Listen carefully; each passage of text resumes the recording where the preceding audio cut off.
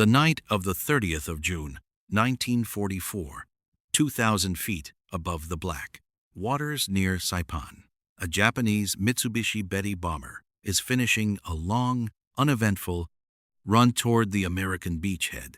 The pilot cannot see the stars. The gunner cannot see the horizon. And that is exactly the point. For years, Japanese night crews have owned this sky. American day fighters are lethal in the sun, but at night they are blind, and every enemy pilot in the Pacific knows it. Then, 3 miles behind the Betty, an invisible presence begins to close. Itis bigger than any American fighter that has ever flown. Itis painted a matte, non-reflective black, and in its nose sits a piece of technology so classified that the crew have signed papers agreeing to die rather than let it fall into enemy hands. This is America's first, and for a long time America's most secret night hunter, the Northrop P-61 Black Widow. The bomber crew do not know she exists. In about 90 seconds, they will find out. To understand how she got there closing in the dark on a target that could not see her, we have to go back 4 years to the sound of German bombs falling on London. October of 1940. The Battle of Britain has just ended, and the Blitz has just begun. Hermann Göring, humiliated in daylight by RAF Spitfires, orders the Luftwaffe to switch to night bombing. And suddenly, the British discover that they have no reliable way to shoot German bombers down in the dark. Spitfires can climb, but by the time they claw up to altitude, the enemy has already dropped his bombs and turned for home. A new kind of aircraft is needed, something that can stay aloft for 7 or 8 hours, something that can find its own targets in total darkness without help from the ground. The British are already working on the answer. They call it airborne intercept radar, but their aircraft are too small to carry it comfortably. So a British delegation flies to Washington and asks a favor: build us the airframe. We will give you the radar. The United States Army Air Corps writes the specification in October of 1940. It is unlike anything the Air Corps has ever asked for. The winning aircraft must be able to find and destroy other aircraft at night on its own using onboard radar. It must carry a heavy gun package. It must fly for hours in complete darkness, and it must be operational as soon as humanly possible. Only 2 companies submit designs. Douglas offers a version of the A-26 Invader, and Northrop, a young company still trying to make its name, offers something stranger: a twin-boom monster with 2 engines the size of freight cars. A radar dish crammed into a bulbous glass nose, a crew of 3, a pilot, a gunner, and a radar operator sitting alone in a dark bubble at the tail. Jack Northrop and his engineer, Vladimir Pavleka, pitch it to the Army. The Army takes one look and picks it over the Douglas. Northrop begins comprehensive design work in the spring of 1941. The prototype flies for the first time on the 26th of May, 1942, out of Northrop Field in Hawthorne, California. What lifts off that morning is the largest Pursuit class aircraft the United States would fly during the entire war. Itis, a fighter with the wingspan of a bomber. 2 Pratt and Whitney double Wasp engines, each producing 2,000 horsepower. 4 20mm cannons buried in the belly, and 4 50 caliber machine guns in a remote-controlled turret on the back. And in the nose, wrapped in fiberglass and secured with lead seals, sits the SCR-720 radar over 400 pounds of vacuum tubes and copper, capable of finding another aircraft anywhere from 3 to 20 miles away in total darkness. Someone at Northrop looks at the black paint, the gleaming glass nose, and the long, thin booms, and gives her a name. She looks, they say, like a spider. Specifically, she looks like the North American Black Widow. The name sticks. By late 1943, the first production Black Widows are rolling off the line at Hawthorne. By early 1944, they are being loaded onto ships bound for Britain and the Pacific. And that is when the trouble starts. In May of 1944, just weeks before D-Day, senior American commanders in England begin to have doubts. General Carl Spaatz, the man in charge of American strategic air power in Europe, looks at the P-61's top speed and concludes that she is too slow, too big, not maneuverable enough to fight German fighters. He requests formally, that his night fighter squadrons be re-equipped with British de Havilland Mosquitoes instead. The request is denied. The British have no Mosquitoes to spare. But the damage is done, and the men who have trained on the Black Widow for 18 months are furious. In the 422nd Night Fighter Squadron, several pilots threaten to hand in their wings if they are forced to fly the Mosquito instead. The Army Air Force, under pressure from both sides, agrees to a solution nobody quite likes.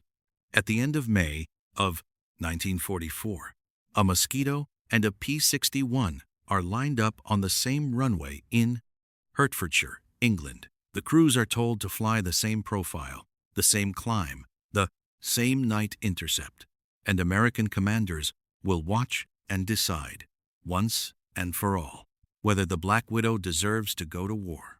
The Black Widow wins the fly-off, barely, but enough.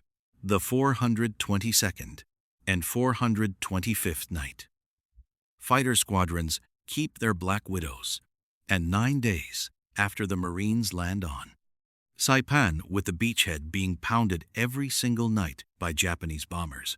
Slipping in under the cover of darkness, the 6th Night Fighter Squadron unloads its first P-61s and begins fitting them for combat. The first operational mission flies on the 25th of June, 1944. No contact. The second mission, the same. No contact. And then, on the night of the 30th of June, the night we opened on a young lieutenant named Dale Haberman, flying a P-61 nicknamed Moon Happy, receives a vector from ground control. A single Japanese bomber closing on the airfield.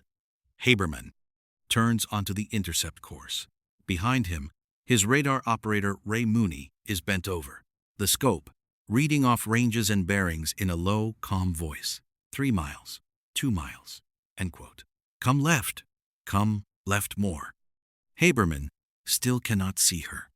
And then, out of the darkness, the outline of a Betty bomber materializes above him against the faint glow of the horizon. He pulls in behind her, slides under her belly, lines up the 4 20mm cannons on the underside of her wing root where the fuel tanks live, and squeezes the trigger.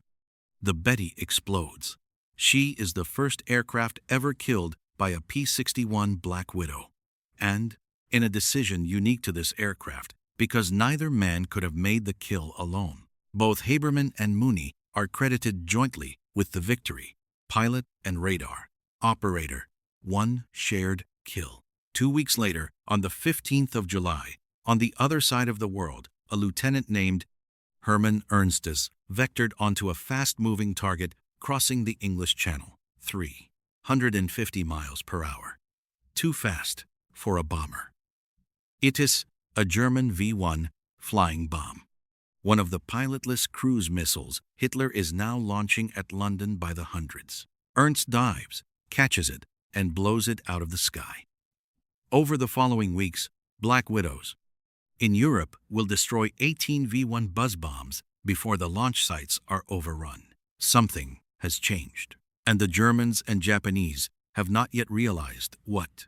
Through the second half of 1944, the Black Widow builds a reputation the American public will never really hear about, because most of what she does happens over enemy territory in the dark and gets a single line in a squadron log over Belgium.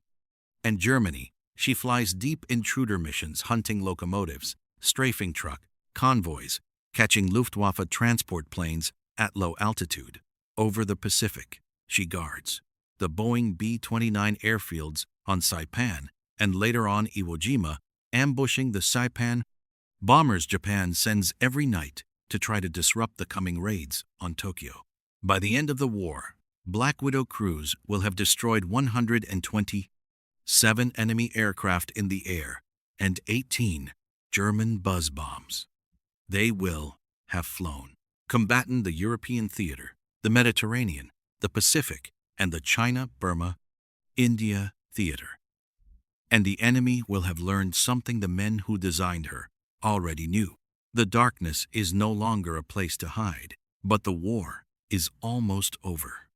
And the greatest story the Black Widow will ever tell is about to be written by a single crew on a single night in the very last hours of the fighting. The 14th of August, 1945, Japan has begun signaling that she is ready to surrender. On the tiny Pacific island of Ieshima, off the coast of Okinawa, the men of the Coast of Render, 548th Night Fighter Squadron, receive word that a ceasefire is coming. But nobody is sure, nobody can possibly be sure, that every Japanese pilot in the sky has heard the same message. And so, the patrols continue. Just before midnight, a Black Widow named Lady in the Dark, piloted by Lieutenant Lee Kendall, is scrambled on a radar contact. Kendall named the aircraft after a 1944 Hollywood picture. Tonight, the name is about to become permanent. The contact turns out to be a Japanese Nakajima Oscar, a lone fighter, either lost or simply refusing to accept that the war is ending. Lady in the Dark closes on the Oscar, and then something extraordinary happens. Before Kendall can fire, the Japanese pilot spots him, panics, dives to escape, and, disoriented, in the dark, just above the sea, flies straight into the water. Lady in the Dark banks away without ever squeezing a trigger. And that, according to many historians, is the last aerial victory of the entire Second World War. Not a burst of cannon fire, not a burning wreck. Just a shadow in the dark that the enemy could not outrun. Astonishingly, Kendall and his radar operator repeat the trick the very next night, the night of the 15th to 16th of August, almost 24 hours after Japan has officially surrendered, forcing a second Japanese fighter, this time a Nakajima Tojo, into the ground the same way. 2 kills, 0 shots fired, in an aircraft designed from the first. Riveto kill in the dark. And that was it. The war ended, and within 4 years, the aircraft that had ended it was gone. The jets that flew over Korea made the Black Widow obsolete almost overnight. By 1950, most of the 706 P-61s ever built had been scrapped for aluminum. Today, only 4 survive anywhere in the world. All of them sit in museums. One of them, strangely enough, sits in Beijing.